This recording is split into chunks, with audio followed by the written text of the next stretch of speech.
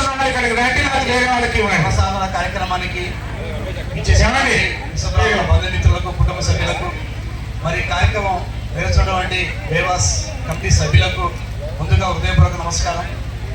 విశ్వకర్మ అంటే చాలా గొప్ప వ్యక్తి.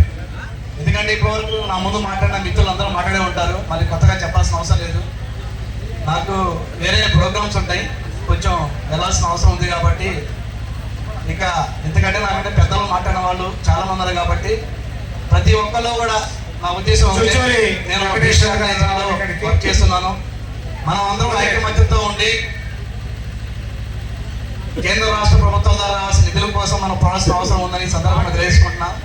అంతేగా విశ్వబ్రాహ్మణ్స్ అంటే పంచవృత్తులుగా అవతరించి, ఎందుకంటే మనం లేకపోతే సమాజం లేదు. విశ్వకర్మ అయితే విశ్వమునై.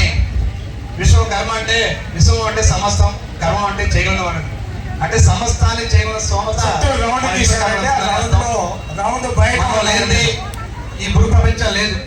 గాలి, నీరు, భూమి, ఆకాశం, సూర్య, చంద్రుడు, నక్షత్రాలు, అగ్ని ఏమీ లేనప్పుడే విశ్వకర్మ స్వయంభూగా అవతరించి సృష్టించడనేది మన పురాణాలు చెప్తున్నాయి.